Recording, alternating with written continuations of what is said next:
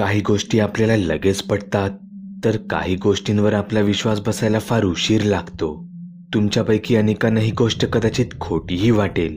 मलाही आधी ही गोष्ट खोटीच वाटली होती, पण नंतर माझा यावर पूर्ण विश्वास बसला की खरंच असंही होऊ शकतं. पण आपण एकूणच ही गोष्ट फक्त मनोरंजन हेतूच ऐकूया. ही गोष्ट मला माझ्या एका मित्राने सांगितली होती. मकर संक्रांत, एक उत्साहाचा दिवस. खास करून शाळेच्या दिवसांतर मकर संक्रांतीची एक वेगळीच धमाल होती. त्यावेळी पतंग हे अगदी 8 आण्यापासून ते 2 रुपयांपर्यंत मिळत, तेही चांगल्या प्रतीचे. मग पतंग आकाशात उडवण्यात जेवढी मजा असते, त्याहीपेक्षा जास्त मजा इतरांचे पतंग कटवण्यात आणि कटलेले पतंग धावत जाऊन गोळा करण्यात असते. एखाद्याला पतंग उडवता येऊ दे अगर नको येऊ दे, पण त्या पतंगाविषयीचं आकर्षण हे नेहमीच आपल्या मनात राहतं. माझ्या मित्राच्या म्हणण्यानुसार त्याच्या परिसरात एक जागा आहे.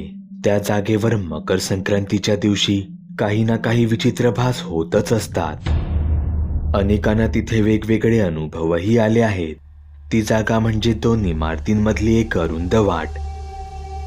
दोन्ही इमारतींचा त्या बाजूला ड्रेनेजचा भाग असल्याने सफाई कामगारांशिवाय तिथे कोणी फिरकतही नसे. दोन्ही इमारती साधारण 4 मजली असल्याने दिवसाही तो भाग त्या इमारतींच्या सावलीत भयानकच वाटत असे. माझा मित्र तिथल्या सगळ्या गोष्टी ऐकून होता, पण त्याने कधी तसा अनुभव त्याआधी घेतला नसल्याने तो बिनधास्त होता.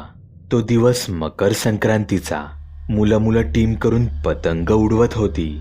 माझा मित्र इतरांपेक्षा वयाने लहान असल्याने त्याला पतंग उडवता येत नव्हतं, म्हणून त्याला आणि अजून एका दोघा लहान मुलांना धावत जाऊन कटलेले पतंग आणायला पाठवलं जाईल. त्यांनाही यात मजा येईल.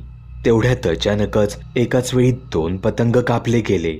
एक चांगलावाला पतंग चाळीच्या दिशेने गेला, तर दुसरावाला साधा पतंग त्या इमारतींच्या दिशेने गेला.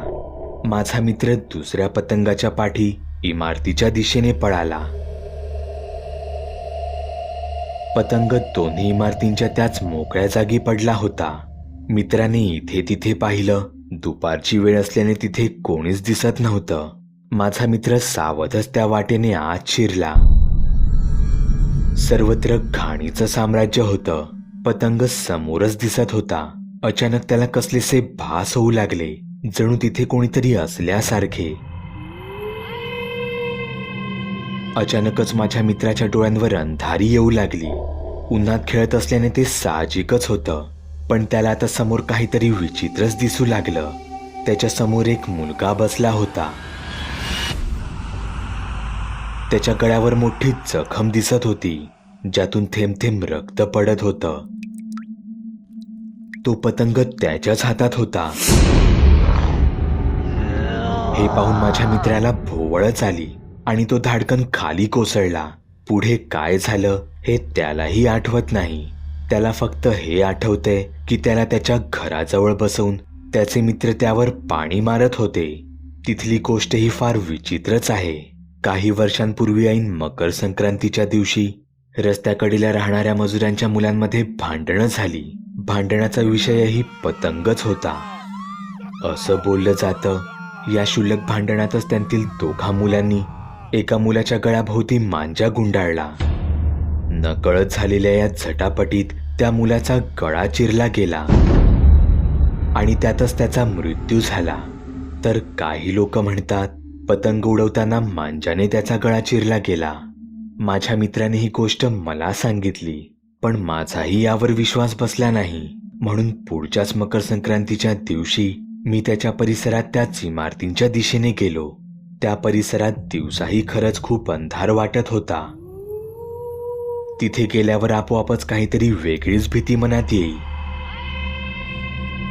आणि अंगावर काटा उभा राहील. आम्ही तिथून निघतो ना निघतो तोच एक पतंग कटून बरोबर इमारतीच्या त्याच भागात आला जिथे आम्ही उभे होतो. हा केवळ एक योगायोग होता की दुसरं काही हे मला माहीत नाही. मी नीट पाहिलं तर त्या पतंगावर लाल डाग होते.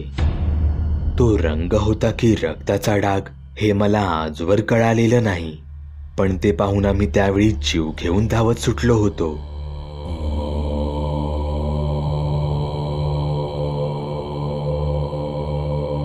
तुम्ही सुद्धा तुमच्या गोष्टी बागुलबुवाला मेल किंवा मेसेज करू शकता.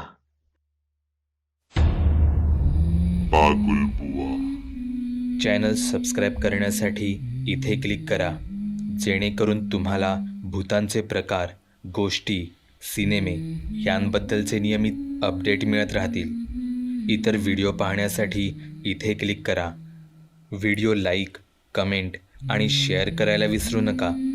धन्यवाद.